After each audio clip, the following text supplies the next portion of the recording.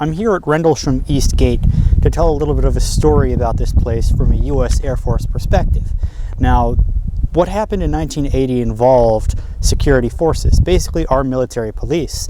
I'm not security forces, but this is just to kind of relay a gut feeling I have, because I'm a senior airman and some of the people who were involved with the initial sighting were senior airmen. Essentially, the history of this base goes back to around World War II. The place along the coast is called Orford Ness, and this is where, even in World War I, they were testing radar systems. And in World War II, they were building the Blue Danube, the first atomic bomb. And along the coast at a place called Shingle Street, they say there was a failed German invasion to try to probably capture some of the technologies they were working on along the coast and an island off the coast that you can see from Orford. But Woodbridge here itself was crucial to the Cold War, because you have Woodbridge here and Bentwaters literally just right across the road. And both of these places were considered nuclear capable. It was the front lines of the Cold War, and if you look around through the woods, the trees are very thick. And I've noticed they were probably planted intentionally to keep from seeing the base from the main road. And it was also set off into a random dark part of the country, a part of the country with a low population, right near the forests. And the radar station that was used as an early warning system in case of an attack from the Soviet Union was called Cobra Mist.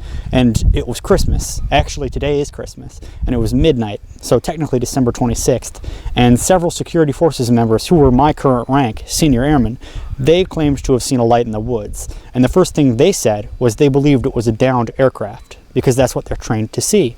And so, of course, it stirs up a lot of hubbub. And they're saying there's talk of a UFO. And the commander of the base on the 28th of December was at a party, a post-Christmas party. He was not drinking. That's important to know. And they see it again. And Holt grabs his Geiger counter, because it is a nuclear-capable base, and they go out to investigate. And what they find is, essentially, they see it in the woods, and they see it land, and they see it flying around. And Holt has a tape that was released, and they could see objects falling off it. He said it looked like molten objects, and they saw it going through the woods. And of course, the MOD and the British police and military said it doesn't exist, it's not real, and the tape got leaked years later. And Holt never wanted this tape to be leaked, but since it was leaked, he's been talking a lot about it. And we're just walking through the woods to see some of the sights, and I'll later narrate some of the videos myself, but I think it's a fascinating moment in Cold War history. The Paz is out here at Woodbridge. I'm gonna see if I can't get closer to the fence. Right here. Oh, little pathway.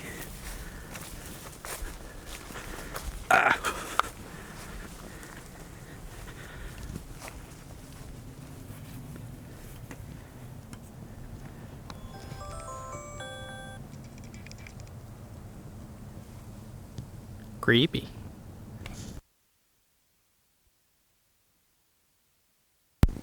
Well, of course it's not abandoned, like parts of it are still used.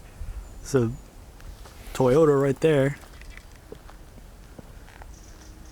Spoopy.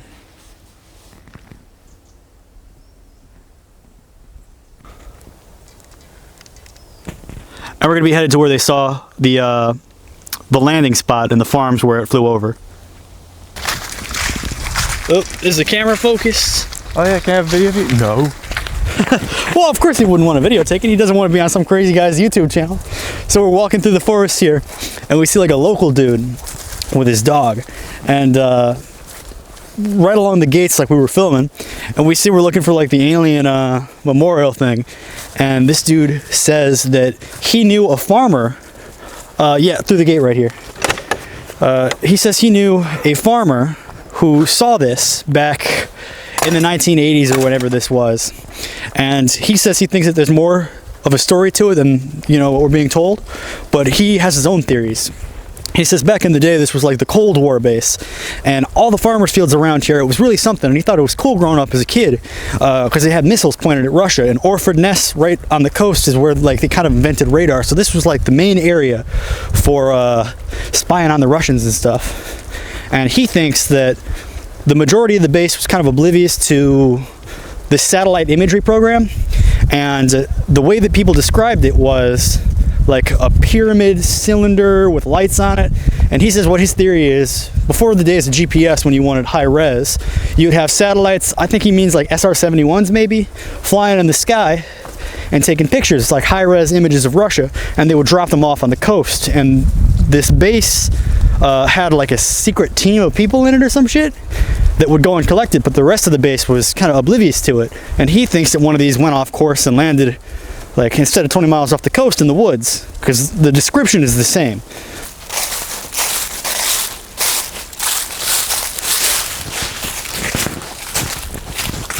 One of the reasons why I mention that this took place on Christmas so often is because the first theory I thought was it could have been a Christmas prank, or it could have been a mix of the two. The airmen could have easily seen a light in the forest and started rumors that it was a UFO, or the airmen could have seen a light, thought it was a downed aircraft, and when nothing was found, people started talking about a UFO. Because you can imagine being a senior airman, young with a family, and having to work a 12-hour shift on the east gate of Rendlesham in the middle of a creepy forest, and there's nobody around for, it feels like, miles.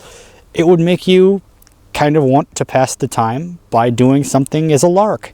And even further back a couple months, in I believe August of 1980, the SAS, because this is a very high-profile base, it was nuclear capable, it was the front lines of the Cold War, they dropped a couple of their soldiers into the base by parachutes at night to see if they could avoid detection, basically just to test our security systems.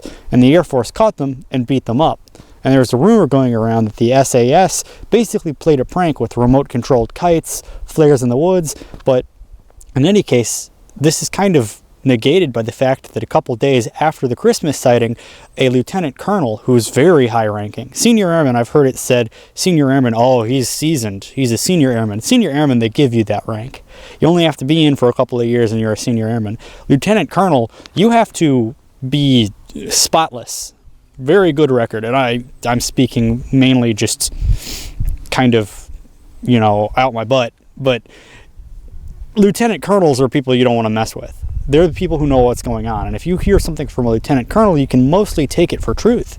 And he's the one who saw this on the 28th. And so hearing his tapes is kind of crazy.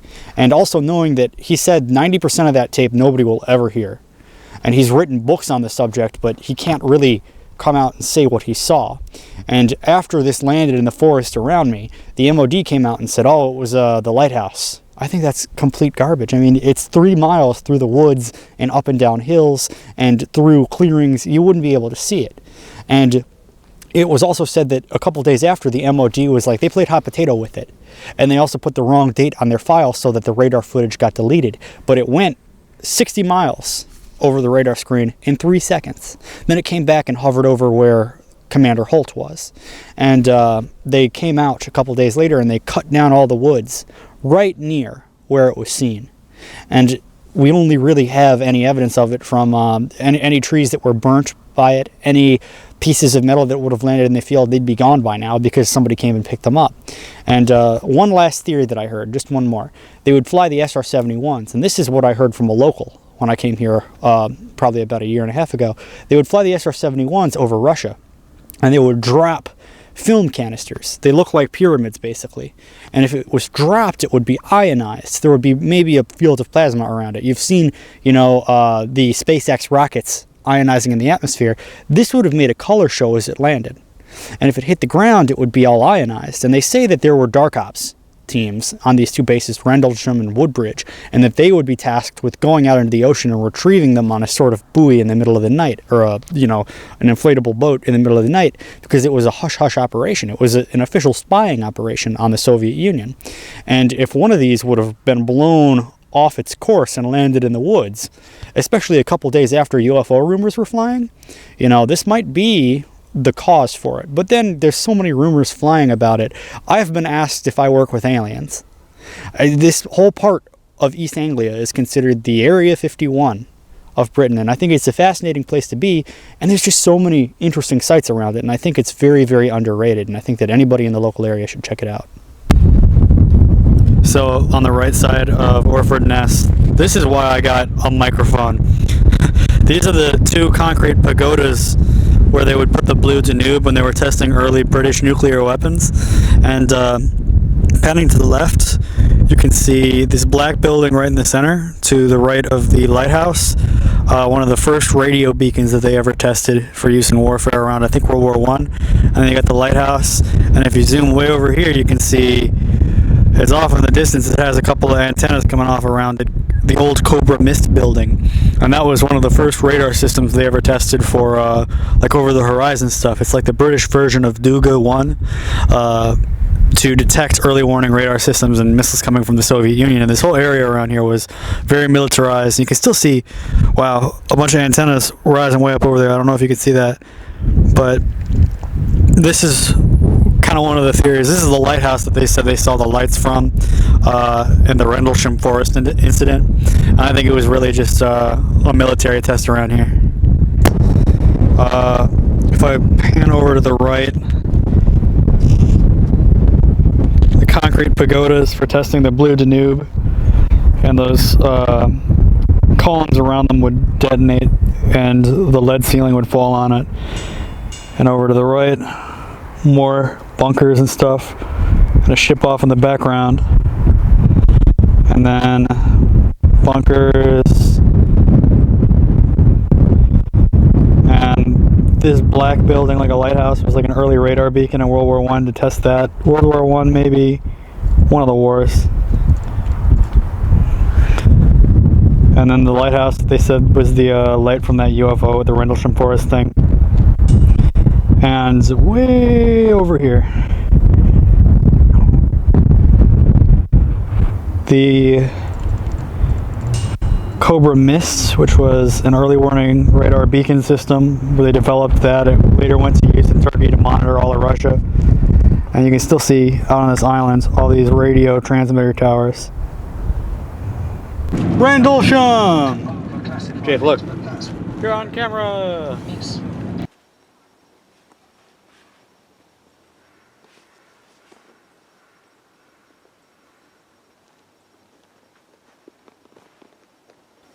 And this is finally the clearing in the woods where it happened.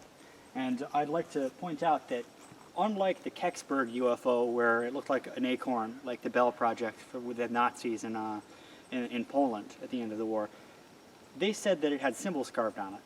And they drew them basically from memory. But because the airmen that came out here to investigate it were security forces, they had a notebook. And there was a story, well, I think 3 of them saw it differently. One of them saw it as a light in the clearing which flew up. And the other one saw it as a strange object that had landed and that they interacted with it in some way. But the third one, I believe he was Senior Airman Peniston, but I'm not sure, he actually walked into a field. And he said as soon as he walked into the field, the object began to move and glow. And he felt incredibly threatened. He felt like, I'm going to die. But when that moment had passed, he took out his sketchbook and actually made sketches, both of the object and the symbols on it. And what's fascinating is, these are the symbols which he actually saw. If this was a real object, this is precisely what it would have looked like, and also the same size. And what's interesting, if you want to zoom in, he said that it looked like they were bizarre symbols with metal melting off it. But this one, the triangle and the 2 circles, he said he touched this, and his mind was filled with numbers. He said it was just 1s and 0s. And for days after this, his mind felt just clouded. And he got a notebook, I think he said 12 pages, and he wrote down a bunch of 1s and 0s just at random. And then his mind cleared. And it took decades before he went to a convention. And you got to bear in mind also that everybody involved with this incident, they hate UFO researchers. They don't believe in aliens. Commander Holt especially despises the idea. They probably got a very bad impression from the UFO community because a lot of people go at them and are like, you're lying, you're a government shill, or you're hiding the secrets from us, how could you? So they immediately hate it, but this guy decided to finally go to a convention, and somebody noticed his notebook. And it was written in an old style of pen from the 1980s, and it was written in an old notebook that they don't really make anymore, and so it's obviously not a fake, and they translated it. And I don't remember the exact translation, but it said basically we're exploring humanity, and either next destination or place of origin was High Brazil. And High Brazil was a fascinating legend, a mysterious island off the coast of Ireland, quite a distance. And it said that this is a a bizarre, the Celtic nations have these myths of an island off of the coast of Wales, or off of the coast of France, or off of Cornwall. They're called variously, you know, Lioness, or Yis, or there's several others. And then High Brazil is the main one. And this is a fascinating, they used to put it on maps up until the early modern period, until they finally firmly established nothing was there. But it almost leaves open to the idea that maybe there was a parallel reality at one point, a divergence. Who knows? My favorite theory is that UFOs are just something from a different plane of existence, maybe ourselves, maybe personal craft that humankind has created, either at a different parallel reality or a different point in history far in the future, and they're just barely poking through our reality, and we can perceive them very shortly. And by touching this, he was imparted with that, and he later was able to relay that to researchers just in the last couple of years, which I think is amazingly fascinating. But this is the part of the forest that the MOD came and they chopped all the trees down, and they said, oh, nothing ever happened here. We just chopped all the trees down because we wanted to, you know, collect the wood, which, yeah, that's true, but this was around an active military base. And they were either requested not to do that, or like, why would you cut down all the trees if they're providing active cover for a military base? Because these trees were planted here to provide a layer of extra security for Woodbridge. And to me, it's just a fascinating aspect of history of East Anglia and the Cold War.